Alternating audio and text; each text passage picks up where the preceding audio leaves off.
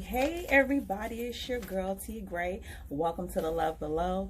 I'm here with the awesome TuRae, always hilarious, run around town tearing up shows. Right now he's opening for Bill Bellamy. He also puts on shows himself, you guys. It's a soul comedy in Philly at Warm Daddy's. You guys have got to check him out. Got to check out the people he puts on.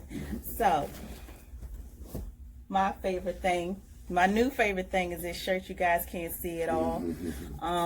Something that he speaks to is life is funny. Life is funny. Keep laughing. So, do you feel like humor has a place in the bedroom?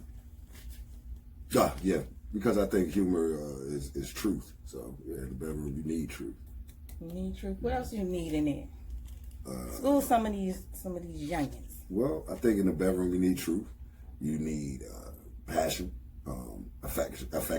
To me, affection's big. And you need, to me, more than a physical connection, it gotta be some type of mental connection. So that when you just in the bedroom, so to speak, those aren't just passing moments, that you actually are embracing somebody into another level of intimacy. So yeah, you need all those things. But yeah, humor definitely has its place. It definitely has its place. So one thing, if you follow this man, you know he likes cupcakes in the bedroom. I only like cupcakes. He only likes cupcakes. No other food would you bring in the bedroom? You don't get down. The cupcakes get jealous. No whipped cream. No, none of that. No, you know what's funny? I'm not the most voyeuristic and exhibition. Like I like straight. I'm straight to it. So those things are not for me. Like if somebody wanted to do the whipped cream and the shit, yeah, but I'm content with just the standard brown paper bag. Yeah, let's come here. Give me what I came for. Yeah. Let's have some good time. Let's have some good time. So we're all getting older, me included. I've been a fan of his. I was just mentioning that almost 20 years. As we get older, things change, including our sex lives. Yes. What has changed for you? What have you learned about yourself? The erection ain't on demand anymore. It's like, I have a joke about that where I'm like, at 16, you didn't have to look for it. It was there. I said, at 40, you got to kind of put in an appointment like, hey, Wednesday, I'm going to want some sex. You think you can enjoy me? So it's probably more, and that's what I'm saying, like, that's honestly something that you have to develop earlier, because it's like, the physical goes away very quickly. Yeah. We get older, saggy, and fatter, and all of those things that you might have been physically attracted to change. Yeah. So you have to have that mental connection, that emotional connection. So those things still keep you intimate. So, but yeah, I've always been the type of person that you do what you can, and I think as I've gotten older, I've concentrated on that, being more healthy as far as sexual health and energy. A lot of us men, black men, don't drink water, so it causes us to age quicker, and when you're aging quicker and your energy is low, then sex is not the priority it used to be. So I try to make sure that I keep it at the priority it used to be. Yeah, so you guys did make a very, very good point, and it speaks a lot to my healthy lifestyle, healthy sex life initiative that I want to push. You have to get everything in your system that's needed, not just for life, but for health. Yes. So if you aren't drinking your water, if you're not taking your vitamins, if you're not doing even those small things to keep you going, it impacts everything. Yes. One small thing can impact your sex life. Yeah. It might not seem like it on the outside looking in, but if you're dehydrated, if you're, and it's hard for me to sometimes not be offensive. If you're not on your shit, okay, let me just tell y'all this. Men, women, I don't care what it is, but if you're not putting into your body what you want to come out of your body, there's a problem. I don't want to put all these toxins in so that when you sleep with me, that's the only thing you taste. That's the only thing you get. Not only is it going to drag me down, it's going to drag you down. Ain't nobody having no good sex that way. Ain't nobody having no good sex that way. Yeah. I drink your water. Yeah. Earth is 3/4 water. In your body. You gotta drink that water. 85%. Get it together, you guys. Okay? This is bad and nothing running around here all over the place. Just nasty. Taking all day, too. Hey, you can still have sex in 3 minutes. Even though, people are like, oh, I fuck all night. You don't have to. TuRae don't promote 3-minute sex. You can do the best you can. Unless you at work and it's your lunch break. And you just got to get it all. Same thing. Other than that. They're going to do the same. Fellas, they're going to do the same thing. They're going to come. 40 minutes, 3 minutes. They're going to come. It's not. You're not going to do anything longer.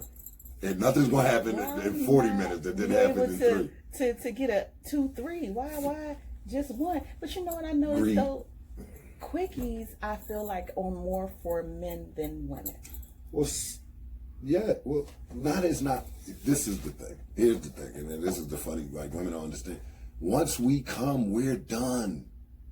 Physically, it has to reset. There's no dude that can just keep going. Y'all can keep going. So it's like, I want to come again. It's like, we're done. We're done. It's like I have to reset. I have to put myself back into stage 1 sex. Like you at the end, it's like, so it takes a moment. Get that 20-minute nap in. Well, even at that, even if you took your naps or whatever, I just, when they say short time is for men, it's like, it's not for men. It's just that when the man comes, he can't keep going. It's like, so that's the bad part. But it's all right. I'm going to pray for you. Yeah, and I like a nap. I don't know. I go to sleep in a minute. One day it'd be a little bit different. Hope you got yours. Do you think that sex carries a lot of weight in a relationship? Yes. How much weight? A lot. As much as money or any of the other things that you hold true or hold dear in a relationship, morals, any of the things that you say, well, this is what I'm. Sex is as much a part of that as anything. Unless you just weren't a sexual person and y'all got together like that. And it was like, okay, we just, all right. But if you're in a relationship with somebody you love and an affectionate to and y'all been smashing, it's probably on the woman's behalf expected to continue. Mm-hmm. And not only expect to continue at that level, which is why a lot of women, when they get in a relationship, like, we don't have sex like we used to. It's like, we used to have sex like that because we wasn't together all the time. It was that, we together, we get to do this, and then now that, if you married or live with you, it's like, you here every day. Like, I get to you. Like, and it's not mentally you feel like that. It's just that it's there, and it's not the same as it was in the beginning. It doesn't mean that there's less love or any of that, but it's there. And then there's the part where it has to be, like, women have to communicate that, like, hey, it's important to me. A lot of women don't say that. A lot of women don't tell a guy like, yo, we went from having sex 3 times a week to once a month. Yeah. I don't like that.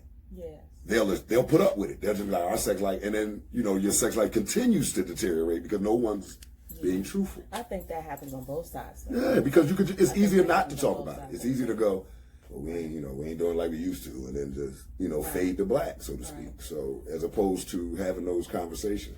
And I believe that sometimes the conversation is necessary because, as I say, men are stupid. And we don't know all the time. We really don't. We may seem like we know, and y'all might like, how could you not know? Mm-hmm. But we're not paying attention to it. And you're not mind readers. No. And I think it's not fair that some people would assume, either sex, men or women, that the other is a mind reader and that knows what's going on.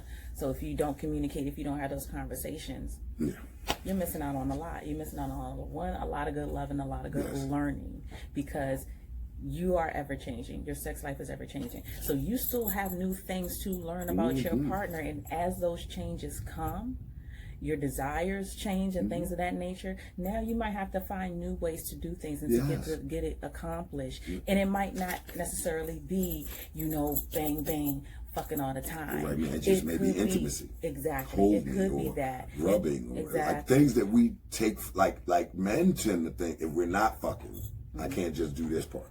I can't just do this. I can't just rub your head. I can't just, that's how men think. Like, everything in affection, it starts for us. Like, it's all right, so I'm rubbing her back and then we're going to fuck. When you're in a relationship and you're having this time and you're with somebody for years, there may not always be, as you said, bam, bam, bam. It might just be brushing her hair. Yeah. Or some of those things that we take for granted. And what he's describing, I don't know if you all are familiar with it, but it goes kind of according to like Tantric Sex. Mm-hmm. With Tantric Sex, it lasts over a period of days. So there is no immediate orgasm. There is, in the beginning, I might not touch you at all. My level of intimacy with you the first day is mental. The second day, I might be able to hold your hand. The third day, I might be able to give you a kiss. It's layers to it. It's that build up. It's that intensity. So that is always something that you can consider applying. If you are changing, if your libido's changing, try some new things. Try to reignite that desire, reignite that fire, so that even if you do enter into, say, a tantric situation, day one, you might not touch me, whatever, you could just look at me. Day 10, I'm fucking your brains out, and I done fucked you 10 days worth of what's inside of me. So then that changes the level of satisfaction. A lot of men, I don't know if y'all know, but we women, if we get it, and it does not always have to be 2-3 times a week, every other what have you. If you give it to us good and we are super satisfied, we can get our multi-orgasms, whatever, you ain't gonna be bothered with me. You ain't gonna hit my mouth. I ain't got nothing. We ain't got nothing to talk about. I'm gonna leave you alone. First of all, I have to recuperate. Okay, got to get my pussy out the repair shop. By the time I get it back, you've already regrouped. You've already rested up. Tear me up again. Consider that fact. Yeah, consider that fact. I'm telling you, like, a lot of guys just don't understand that the communication level just needs to be open. And it's not, if she's with you, a woman ain't setting out to hurt your feelings. They're just trying to tell you. So a lot of times, the communication just needs to be there so that you know. And you know, and then both parties can address it. Like, hey, well, I need this from you. And, you know, I need that from you or whatever. And, you know, those conversations have to happen. Yeah, most definitely. So, what's most important about sex to you? Just sex. Just to be able to have it, just to get it. What's most important about sex to me? To please my partner. Okay. Because again, this is what I'm trying to say. Like, man, shit is rhythmic and it's going to end. If you do this long, it's so what are we really doing? Like, that's going to be our end every time. Right. If I do that and the person I'm having sex with doesn't enjoy it, they didn't come, I feel unfulfilled. So to me, the most important is to do a good job. To me, the most important thing is to maintain my rep.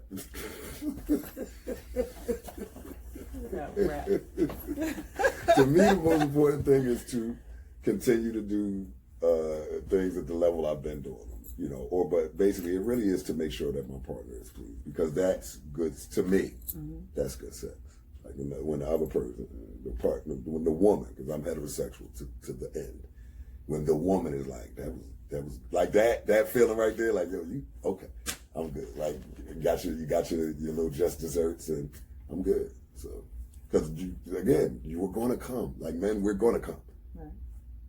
So, I don't know how you get there. Yeah. So, and if you can get that other person, like looking at you like right. That's the fun part right there. Like, oh my God. So yeah, that's important to me, to be good. Alrighty. So last thing. Question I ask everybody, we always get so many different interesting answers. What's your best piece of sex advice? I think I just gave it. Like, see what the girl wants. Like, see what like, there have been times I've asked and people are like, oh my God, and I'm like, what? It's the partner. It's we just had good sex. It wasn't just me. I wouldn't have been able to do the things to you if you wasn't who you were. You know, so I think the best advice I can give is to find out what the other person likes. You already know what you like. You already know how to get it. Find out what that other person likes and try to meet them there. I think that's the best thing. Because if you do, if you're good at it, if you always deliver, the response is just always going to be phenomenal.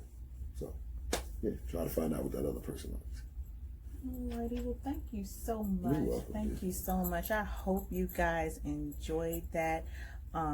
So many great points. So many things came up that we are going to dive into as we move further with the healthy lifestyle, healthy sex life movement.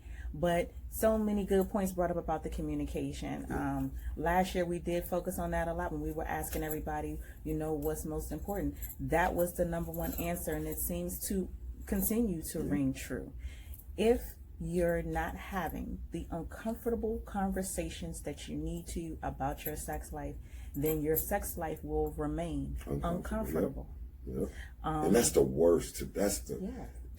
I hate awkward, period. So to have awkward sex, it's like, oh my God, like that's right. And it could have all just been avoided with, I don't like that, or I like this. Yeah, and be free to be you. Yeah.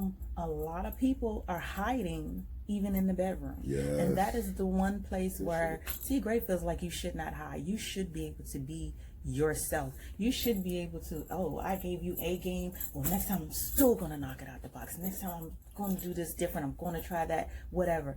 If you have a fetish that you're not experiencing, if you have fantasies that you're not acting out, if you have desires that are not being addressed, and I don't care if you're in short-term relationship or long-term relationship or one night stand, if you don't say, this is how I want it, this is where I want it, this is how often, this is how nasty, this is what I want to bring, this is what I want to have, I want to tie you up, I'm going to beat you with a rabbit's foot, we're going to have good luck, and then we're going to fuck. Whatever it is. If you're not getting that out, imagine how better your sex life could be if you do. Imagine allowing those shrouds to be just dropped. Just be real. Just be real. Be real with yourself and who you are. Yeah. If you have something that you're into that you feel like is taboo and this person's not going to understand, they're going to look at me differently, guess what? It's okay. Because if you're not satisfied and you don't meet your sexual match, if you don't meet that person that doesn't look at you crazy, it's not gonna work out anyway. Amen. It's not going to work out anyway. If you want to leave me around on the floor on all fours, you just better be the man with the right kind of collar. Have those conversations. Start communicating. You guys know how TuRae gets down. Start communicating. Start talking. Yes, it makes for the best sex of your life. It makes for the best sex of your life. I think so. Yes, but thank you guys. I appreciate you joining me. Check out TuRae. Check out Soul Comedy. Yes. In Philly. At Warm Daddy. Y'all gonna make Tiffany get on the road and go catch one of these shows. Oh, there she comes. Yeah, that's how I start. Y'all know I'm keeping that, don't you? I was gonna cut it out. Now that's the cute part.